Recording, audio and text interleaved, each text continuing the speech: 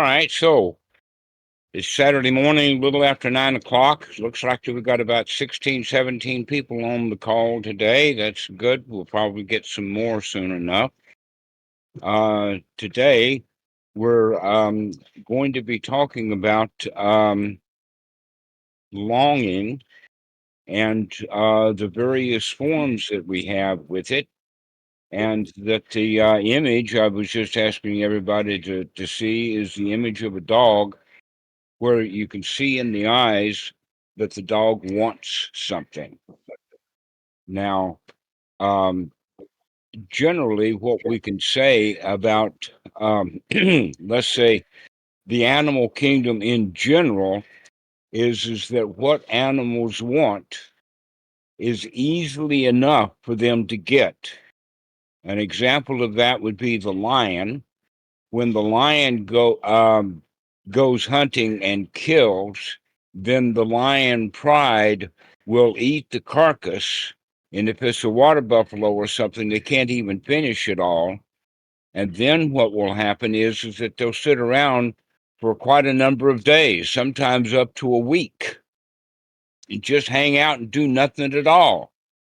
And then one of them will get hungry finally, and they'll go off on the hunt again, in the sense that the only thing that the lion wants, he can get easily enough.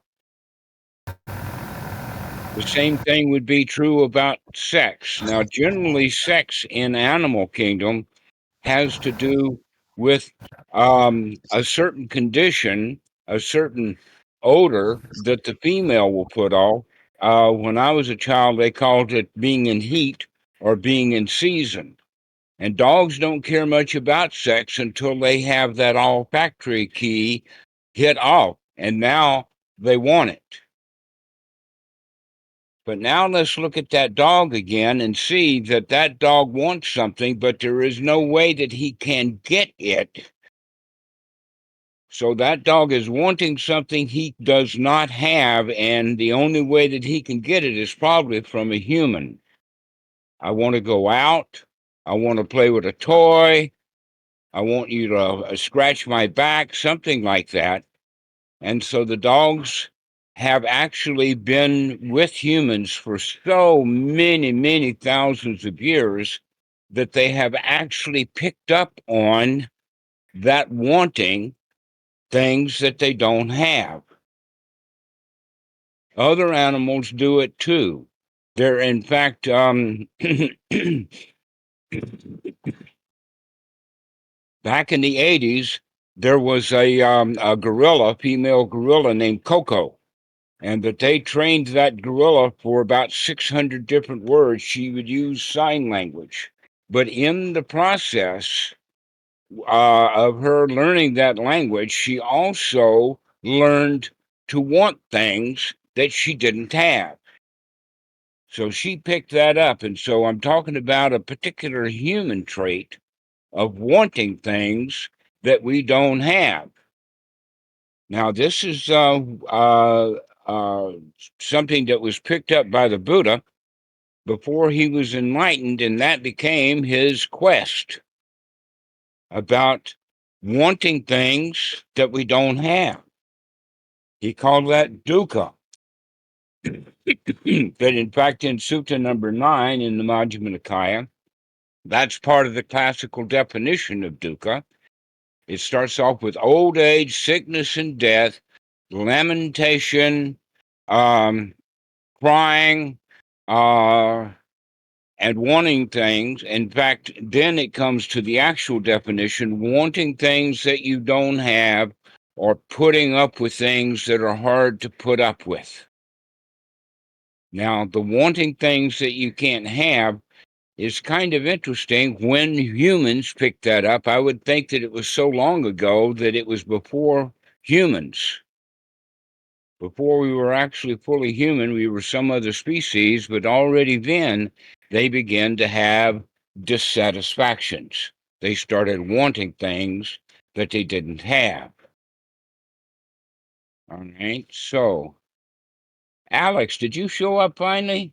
Yeah, there you are. I did. I'm here. Okay, so we can start in on this part of the talk is that you asked the question about friendship, right? Okay, so Yes, I did. friendship is something that the Buddha was very big on. There are several different ways that we can look at it. One of them is that there is a sutta where, in fact, the name of the sutta is the Half Sutta, where Ananda had come back from Sariputta, where Sariputta and he had discussed how important friendship was, and that Ananda said to the Buddha that friendship is half the path. And the Buddha contradicted him by saying, oh no, friendship is the whole path. Now, there's two ways of looking at that. One of them is that it's the entire path, and the other one is that friendship makes the path whole. It's the whole of the path. The other part that we can talk about from that is what is referred to as the triple gem, which is at every Buddha Day, at every Wat in Thailand, they do a ceremony that has to do with the triple gem. Buddham Saranam Gacchami, Dhammam Saranam Gacchami, and Sangham Saranam Gacchami. This is the triple gem. Okay. What we mean by that, Buddha, is that anyone and everyone who practices correctly can become free from the dukkha, and that the Dhamma is the path that leads us to the end of dukkha, and that Sangha is the collection of friends who are practicing the noble Dhamma for the release from the dukkha. This is actually um, quite important. And so, as you'll know, doing first on Skype and now on Discord, that promoting friendship among the noble Sangha is quite important. And so we've talked about that a lot. And now I see actually in the past few weeks, in fact, there has been a lot of one-on-one calls or people communicating with one another, making friends online. And this is um, exactly what's needed to be done. There's several issues about that. And one of them is that the more often you're talking to nobles about the Dhamma, the more ingrained it gets, that this has to be done habitually. It has to be done on a regular basis, over and over and over again. It's practiced. It's not practiced in some highfalutin, great big way, but it is repetitive, is to come out of our dukkha in this particular moment and come into a state of sukha. Now, sukha is exactly opposite of dukkha. Sukha actually means satisfaction. And the satisfaction actually has several components to it. According to the Pali lexicons, it has the quality of being safe and secure. If you're not safe and you're not secure, you can't have satisfaction.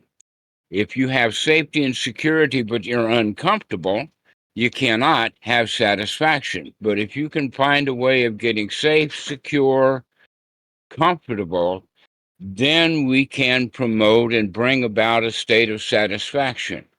Now, satisfaction is either on or off. You're either satisfied or you're not. And I have had people come and say, oh, well, I feel satisfied, but it's not very much satisfaction. What that means is that they're not satisfied, they're dissatisfied. They're lying to themselves, thinking that they've got a little bit, but they're telling the truth when they're saying that it's not enough. Okay. Now, that may in fact be a 1-2 punch. It may be in fact that they practice just long enough to bring on satisfaction, and then the unwholesome hindrances came back in. Oh, well, this is not good enough.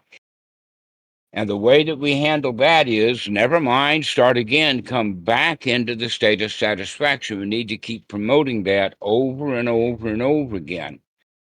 And so having good friends will help with that if the friends are noble. Now, one of the things that I have noticed from time to time, especially on Procrat's server, is that people come on and vent. They come on and complain. They come on and be unhappy. They tell about what happened here and there. And this is actually not what we want to use the service for. We want to promote people staying in wholesome states because we know that everybody's capable of being in an unwholesome state. There's no reason for anyone to come onto the servers and complain about anything. That we're not going to commiserate. We're going to say, no, this is noble servers. We're going to promote being friendly and happy with one another. This is your opportunity to do that. And so this is what we would promote is for you to spend your time on Discord in a happy, wholesome state.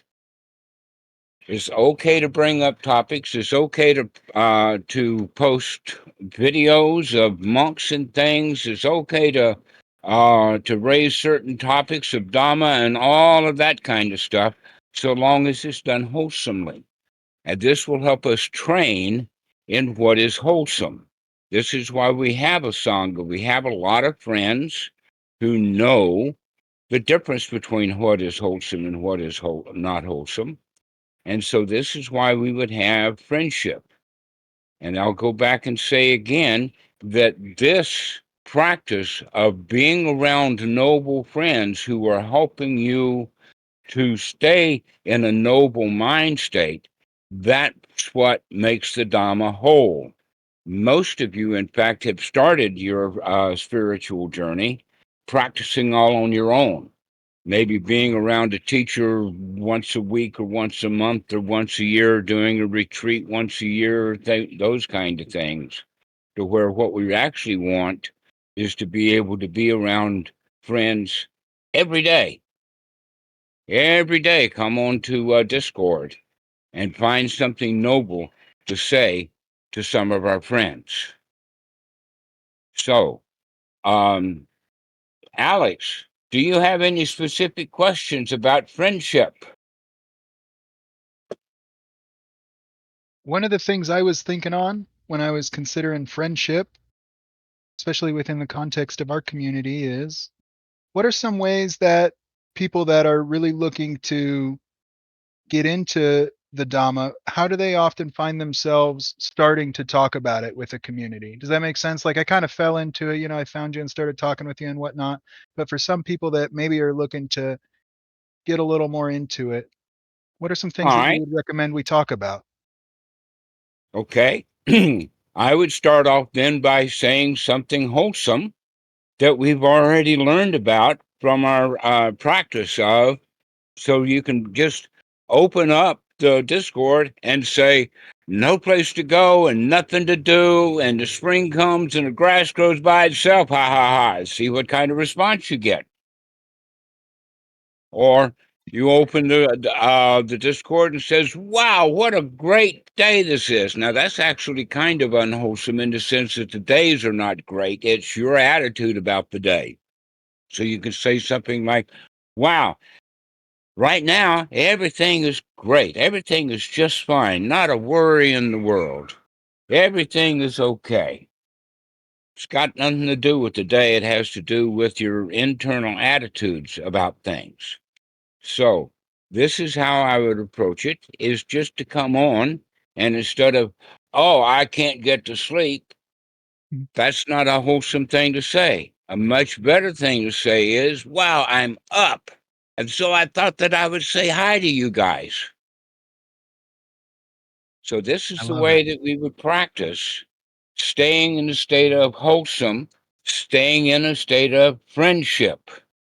Now, here's something that's very good that we can talk about in the sense that friendship is actually fairly easy to define. We can use the word kindness. In fact, the Dalai Lama used that word, there was a bumper sticker back in the 1980s, and the bumper sticker said, kindness is my religion.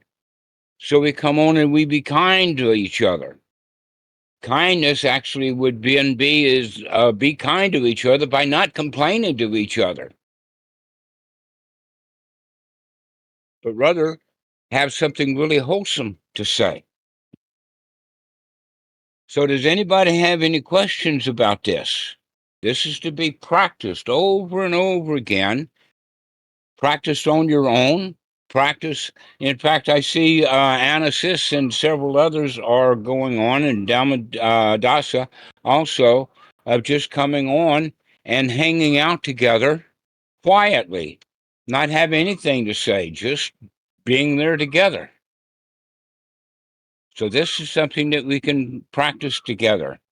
Whatever it is, it's creating harmony. It's creating wholeness, the wholeness of the Dhamma. So if we don't have any questions, Zero, do you have anything to say? How about you, Ivan? Arjun, Santiago, any of you have any questions about this so far? Dhammarato, I have actually something to say about complaining. I woke up and it is raining all day. It's raining since few hours, and normally when it rains, I don't go outside. I just remain inside. I just stay inside. But then I thought in the morning, I'm just whenever it is raining, I just complain. So then I thought, I will just wait till it rains even harder, and then I will go outside and I will not allow myself to complain even for 1 second. So I went in the rain outside to the 7 and bought something and came back without complaining. And because there was no complaining, well, the rite was, yeah, it was enjoyable to do it. So I thought, what would it be if I truly stop all form of complaining from the moment I wake up until the moment I sleep? Because if I just, That if, part of the practice. yep, yep, That in fact, if you can catch yourself complaining about anything, aha, I see that complaining. Because the complaining itself is already coming from a state of dukkha, yep, dissatisfaction. yep, And when you're complaining, you're just keeping it going. You're reiterating it. That in fact, you're making it more so when you could in fact be practicing going in the opposite direction. An example of rain is, wow, the rain makes a really strong noise on the roof of these houses here in Thailand.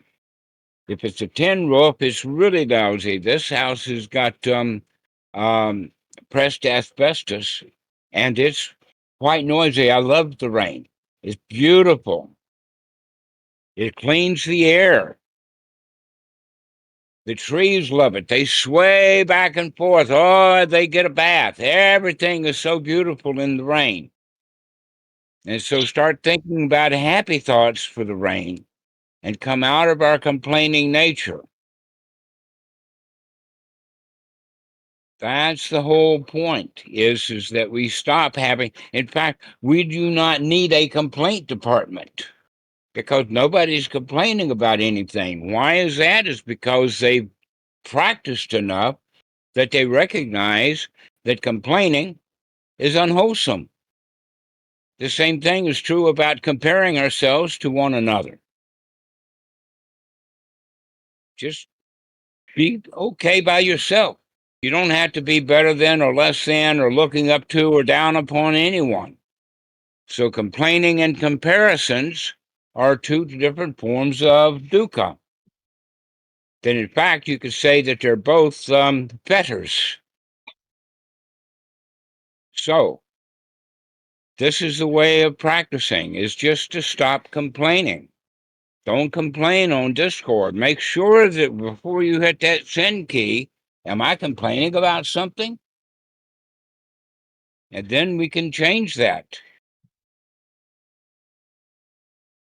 So now that we've talked about friendship, we have another topic to talk about, and that is many people think that the word love has something to do with friendship. But I would like everyone to listen very closely rather than disagreeing with what I have. Just be open and listen to what's being said, because our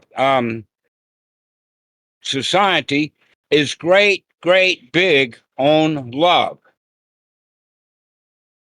Now, to start off, in Christianity, they talk about Christian love. In fact, the word that's in the Greek is agape. Now, agape is actually in the Greek is fairly close to the word in Spanish of amigo. Agape actually is, let's not use love, let's use friendship as an alternative.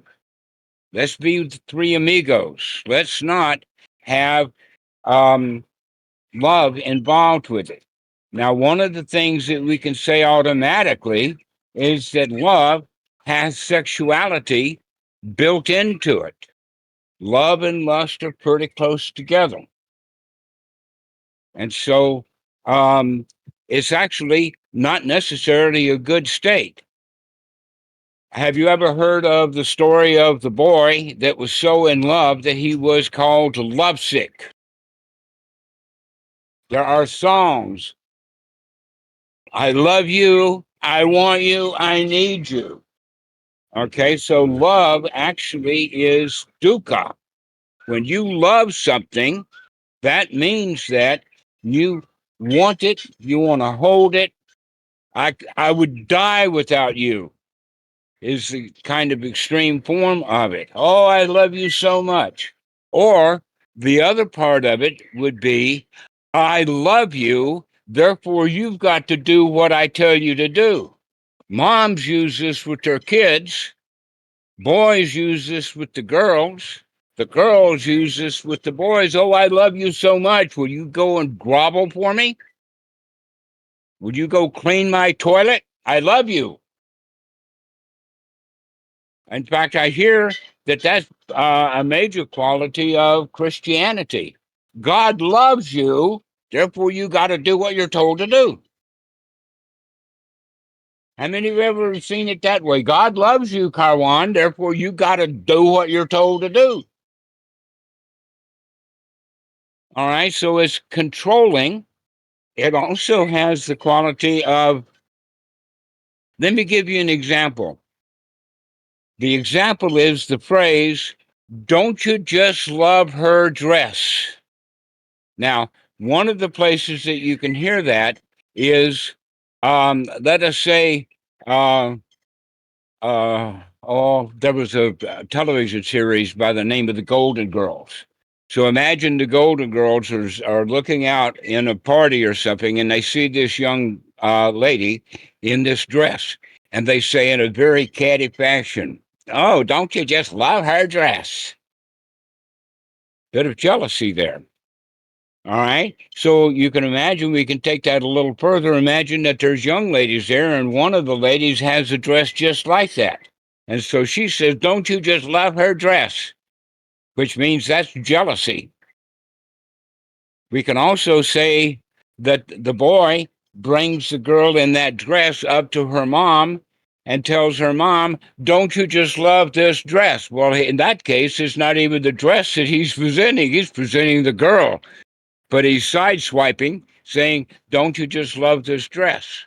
Another example would be that this is a designer dress. This is done by some bigwig designer, and he goes and says, don't you just love this dress? And now he's talking from the sense of pride.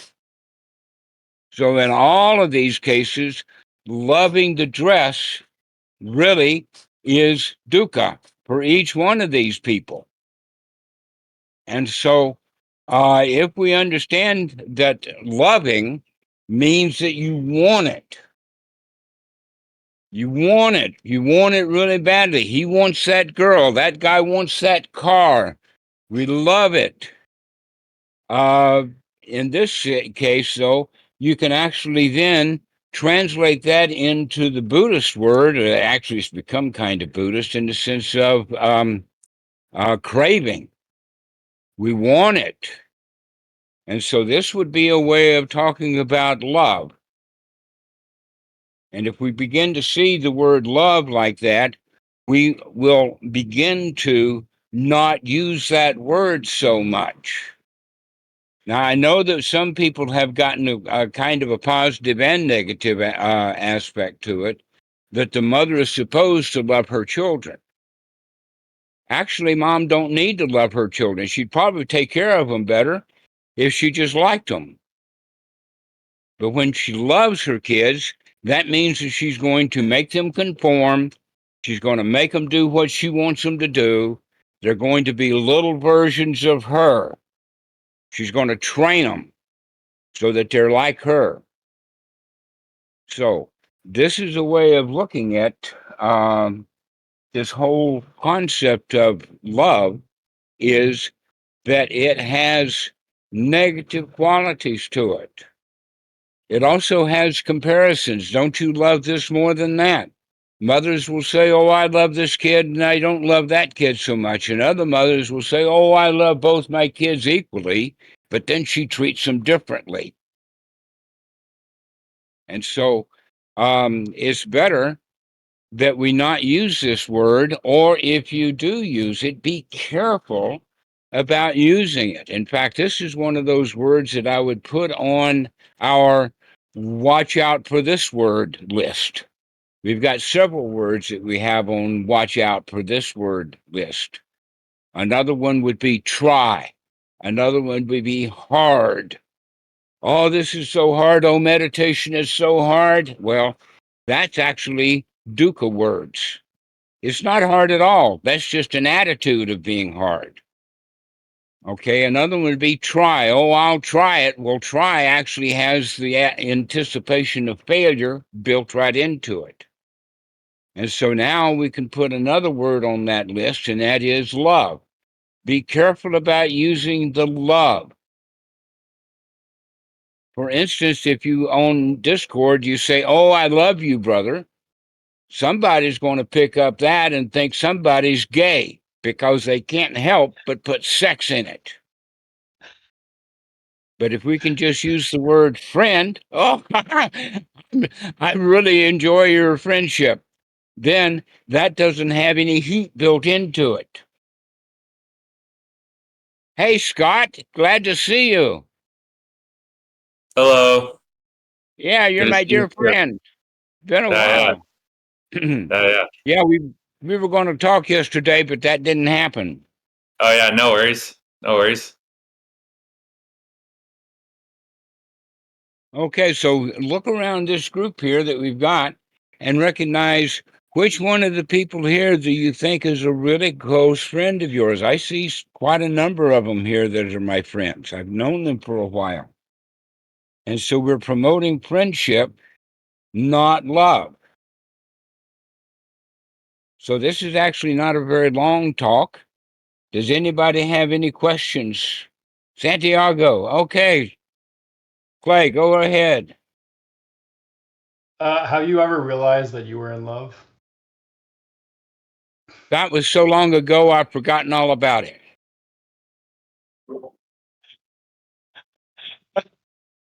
But I will You say don't remember now anything? that Tam is a really, really good friend.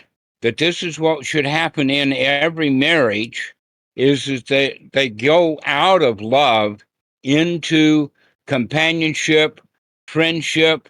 They take care of one another. They deal with one another as best friends. That in fact, if the people try to keep the love in the relationship, it's probably going to wind up in divorce, jealousies, all kinds of things. And so we have to take the love out of the marriage before it falls apart. And then we Who's can be Tam? good friends. Sorry, who's Tam? Pardon? Did you say Tam? Tam's, she's here someplace. Oh, is that your friend? Yeah, she's my friend. That's what I just said. Okay, but do you but do you know what I'm okay, could you remember enough to kind of estimate in what I'm saying when I mean by love? But you know Yes. what I mean? And everyone here knows love, and everyone here has been hurt through it by and doing it. And yet we still use it because it's such a common word in English language. Yeah, but do you like the way that Tam smiles? What? Like, I'm talking about those features of love, which are like you kind of differentiate between friendship. I'm getting to that point. Yeah, the difference is that with friendship, you can enjoy someone without wanting anything from them or wanting to do anything to them. But when you love Okay. somebody, you either want them to do something for you or to you, or you want to do something to them. So, in fact, you could say that friendship has the quality of bringing people together into a wholeness, and love keeps people separated. Interesting. But Christine, do you have anything to say? When I think about love, I think there's part of me that there's like a fear baked into it, where there's like a fear of losing that person that you love so much. Exactly. Yes. That's very good. Thank you for bringing that up. Yes, if we love someone, there's automatically fear into it. Why? Because we're clinging to them. We might lose it. But if you've got friends, there's no possibility of losing them as a friend. Even if you never see them again, they're still your friend.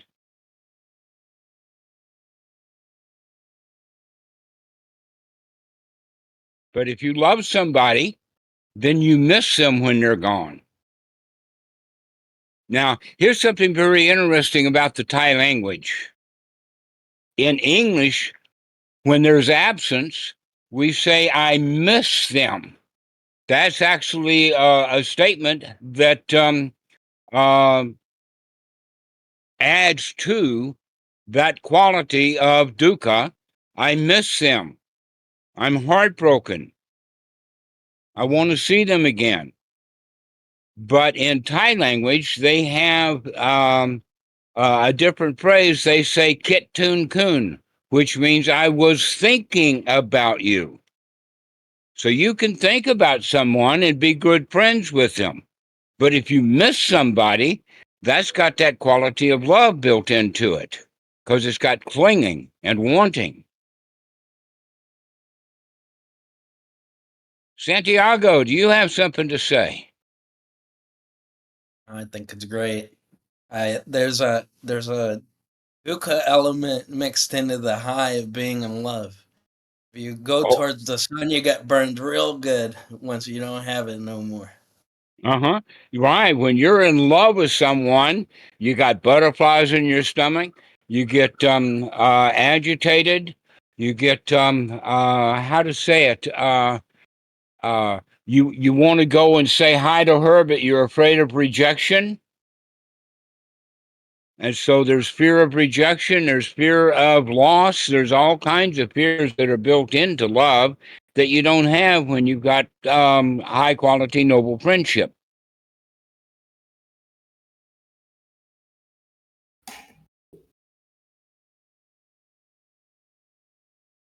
So, Mr. Potato, what do you think?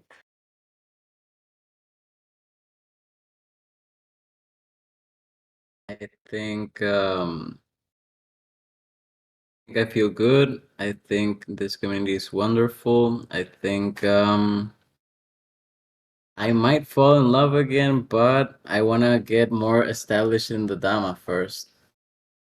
All right.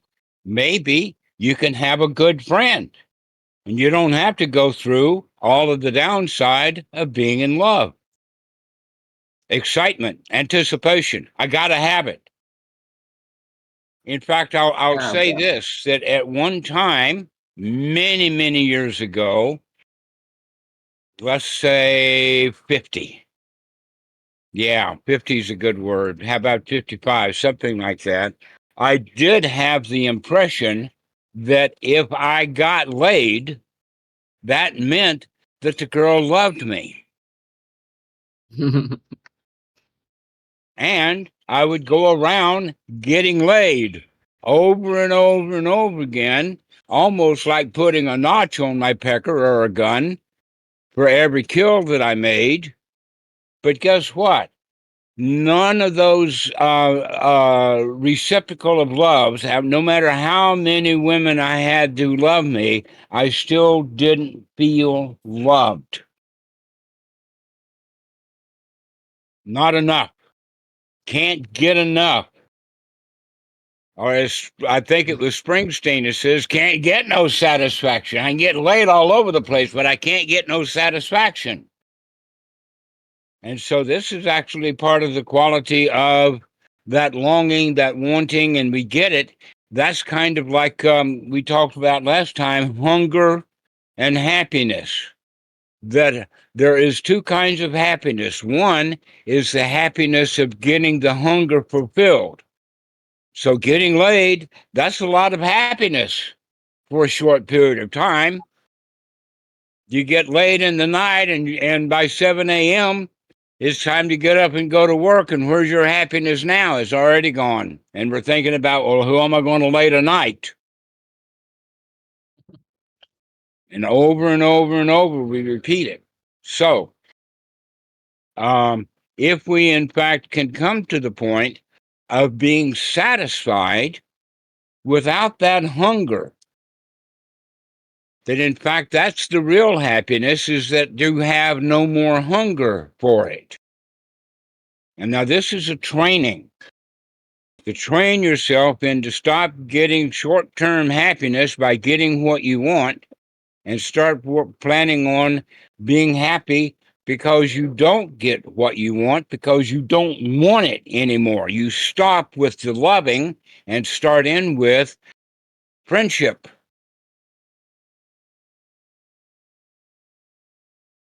So, Karwan, do you have something to say? I love you, man.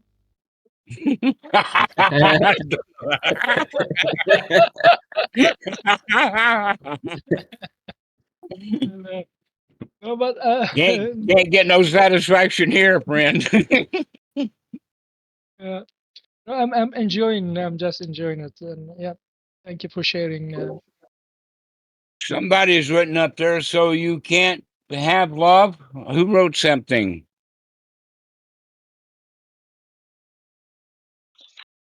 Baked potato asks, so you're not allowed to love? That's what she asked. Who is that? Baked potato.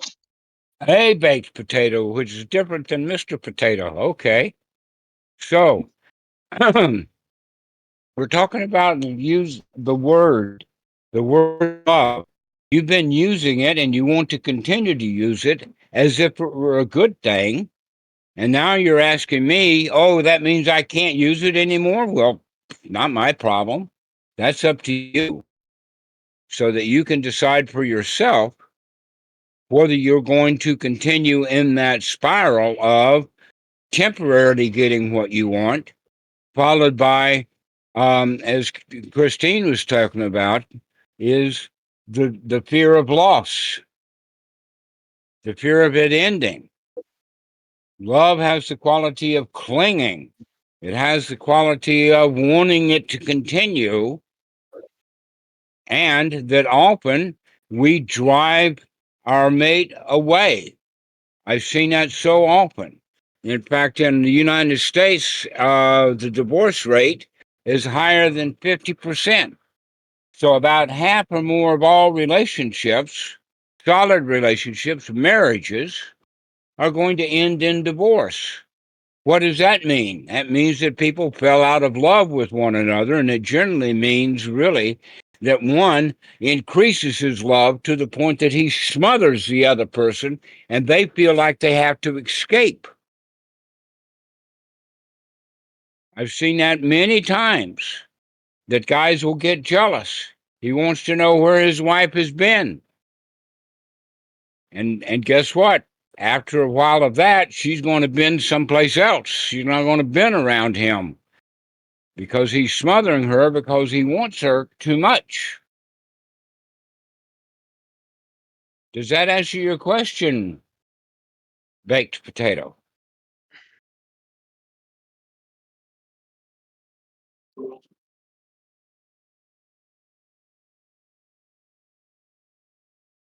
And that's what the Buddha instruction for enlightenment is. Disenchantment from cravings. Yes, exactly. That's a very interesting word, disenchantment. There's other words that have that quality also. Disillusioned. But the word disenchanted comes with the idea of enchantment, and that the chanting quality is doing something over and over and over and over again to try to make it real. And disenchantment means that it didn't matter how many times you did it over and over again, you didn't make it real. You become disenchanted. You become disappointed. You become dissatisfied because wanting something, whether you have it for a while, when you lose it, then in fact, the way to say it is like this. When you want it and you don't have it, that's dukkha. When you want it and you get it, now you've got to take care of it to keep it because you really want to keep it. But no matter what you do, in fact, the harder you try to keep it, the more likely you are you're going to lose it. And when you lose it, now you really feel bad. So you want it, you feel bad. You get it, and now you got to keep it, and you feel bad. And then you eventually lose it, and you feel bad. That's kind of like a three-way losing. And that if you didn't want it in the first place, you're a happy camper. You're already okay. So this is what I would recommend for a baked potato, is to change her mind about it from wanting to be in love with all the excitement into merely having close, happy friendships.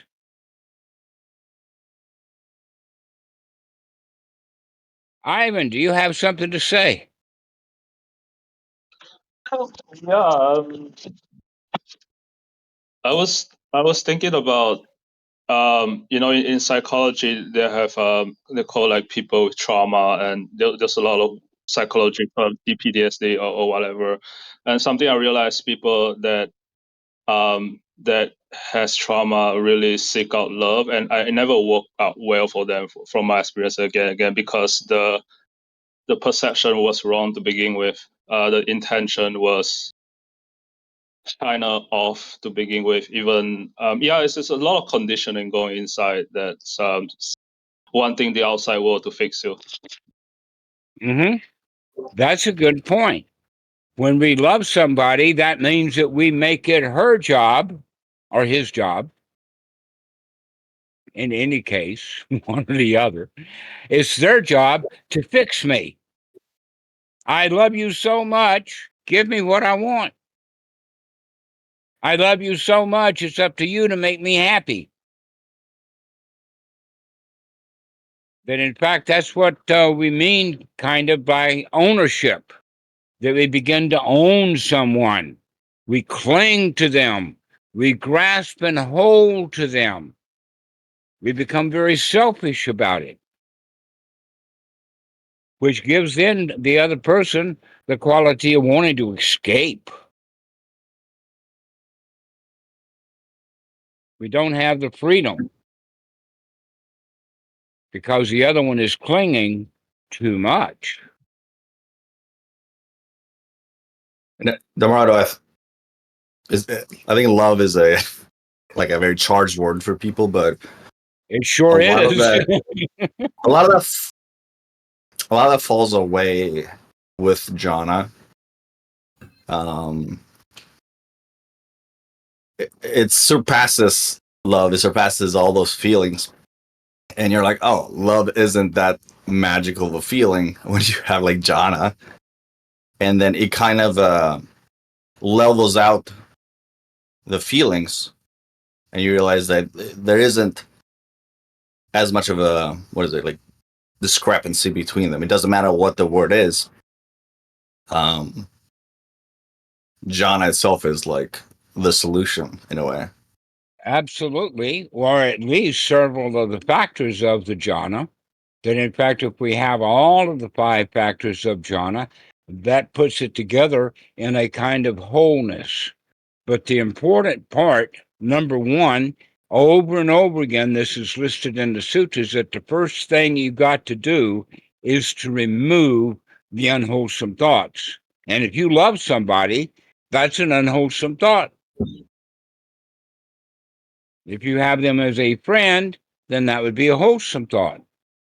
And so this is the way that we would practice is stop loving things and be okay, already whole the way you are. You don't have to love something in order to feel good. In fact, you can feel really, really good by not having that negative quality to it. Because if you love something, you want to keep it. You got to hold it. You want it to stay. Well, this is easy enough. Then for jhana, all you have to do is just come out of those unwholesome states, back into the wholesome states, mostly and particularly to practice over and over again to apply the mind and sustain the mind into sukha, which is exactly opposite of dukkha. Bring your mind into a state to where you feel safe and secure. Loving something puts you in danger of loss. Feeling safe and secure and uncomfortable. When people are in love, they're often uptight.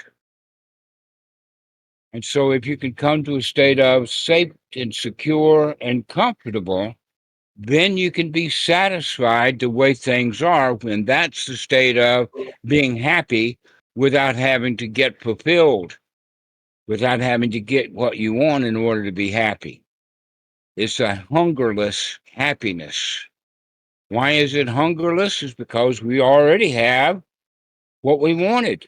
What did I want? To be free from desire, and I am. And so there's your jhana right there, occasionally punctuated by that really, wow, this is so good. I love it. And now you're into that full-on first jhana. So, Dhammarato, I do have a question on jhana. All right. The Buddha, he, under the rose apple tree, he remembered that he entered jhana when he was a kid. Mm-hmm. But he had learned the 4 arupa, the rupa and the 4 arupa jhanas when he went into the ascetic life. Right. Were those 4 rupa jhanas he had learned, were they different from the jhana as a kid and when he was... Actually, let's put it this way, just to give you a simple analogy, is that once you have all of the factors of the first jhana, the higher jhanas is systematically, intentionally losing one of those at a time. Okay, so the second jhana is systematically bringing the mind to a quiet state where we're not having wholesome thoughts anymore. And then the third jhana is bringing that intense joy, that wow sensation that I was talking about, bringing that into a quiet peacefulness. And then the fourth jhana is bringing that quality into a state of emptiness. Now, actually, there's only 4 jhanas. When people talk about rupa and arupa jhanas, that's just because they don't know how to read sutras. There's only 4 jhanas. And that the problem that Siddhartha Gautama had is that he could not sustain that first jhana. and that anybody who goes up into the higher jhanas, when they come out of jhana, the place that they go is back into hindrances. But in fact, we could think of that the middle path is the middle path between the hindrances on one side, harming ourselves with our thoughts, versus all of those higher jhanas, which has quite a lot of peace and quite a lot of bliss. And so you could say then that the real middle path is that first jhana. And that's the place to stay, is in that sweet spot, that middle path, to where you're not getting all of those higher things, but that you're really, really well practiced so that you can come back into that first jhana instantly or easily. Just take a breath and I'm glad I don't have to worry about that anymore. So So the jhana that he learned from Alara Kalama, it was that he just didn't think to stop at the first jhana and sustain it, right? Because they kept incrementing. If he had stopped isn't there, that the normal mind? The craving mind wants more and more and more and more and more. But really, first jhana needs to be sustained in the sense of becoming really satisfied with the first jhana. Because you can go into those higher jhanas, but you're not skilled now to be in the first jhana. And so when you come out of those higher jhanas, you're going to crash land back into dukkha. So it's better to stay in that first jhana, which is being able to keep that state. That state of everything is all right, everything is fine. Unremitting, keep coming back and coming back and coming back and coming back. That's the quality that the Buddha would teach. That's why he says that the path, the first jhana is the path. It's the middle path. cool. Thanks. All right. So, RJ, do you have something to say?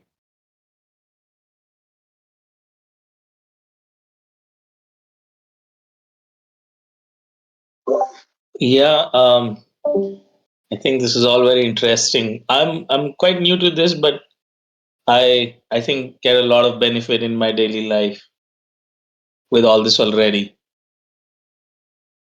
Yeah, it begins to change our mind, especially if you keep thinking about it and talking about it and practicing with other noble-minded people.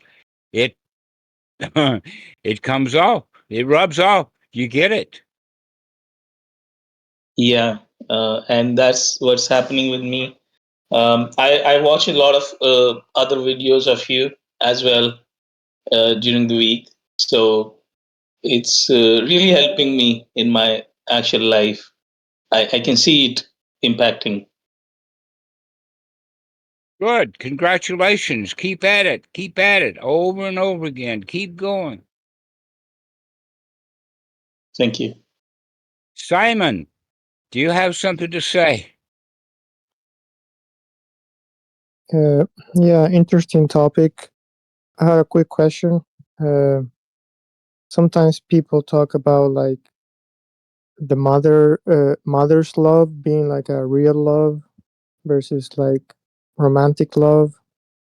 I'm still a little confused because I have that idea in my mind about like mother's love being like a true feeling, like a true thing.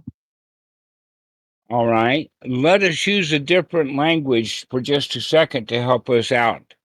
One of the big, beautiful qualities of the mother with her infant is what they call bonding, that she becomes at one with that child. She nurtures the child. She cares for the child. It is only after the child is the age 3 or 4 does she begin to love the child, in the sense of now she wants the child to perform. But when the child is an infant, he can poop all over himself, and mom's just fine with that. But that 4-year-old or that 16-year-old, he comes and craps on the carpet, mom's going to have something to say. because she loves that teenager and she doesn't want him out there crapping on other people's carpets. That gives her a bad name. And so it's that early bonding that, in fact, that's that example is what I would recommend that you do with each other, that you do for yourself, that bonding, become whole, become integrated, become unified, that's the way to live your life, as if you were caring for a tiny infant,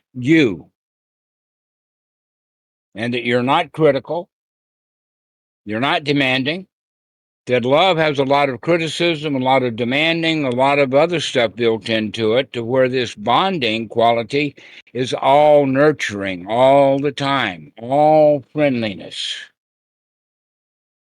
And so this is the way that we would do it. Now, they talk about it as motherly love, but as you can see, motherly love, by the time tables of things happen, that love gets polluted, that the bonding is over. And now she loves that kid, and that's why she makes it go to school. It's because she's trying to control the kid. That's what we do with love. It's a attachment. It's a clinging. And so if moms would stop clinging to their children, stop loving them, they can just make best friends with them. Just be friendly with your kids. Don't expect anything out of them other than being happy with them.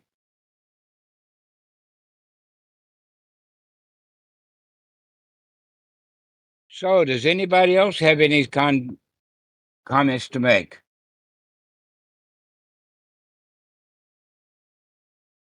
Everybody's good, huh? How about you, Anna? You have something to say? Beautiful talk, Dhammarato. Nothing to say. Thank you. All right. Thank you. How about you, Garantha?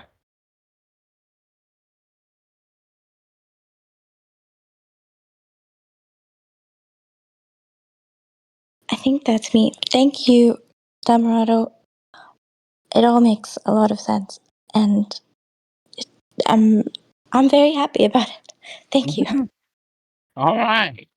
Okay. Well, Mikey, why don't we take this thing home? I'd love to. Bang, bang, bang. Yeah, thank you, friends, for being here today. And yeah, as Dhammarato was saying, and we'll echo here again, make good friends with each other here in this community online. It's a really wholesome space to do so.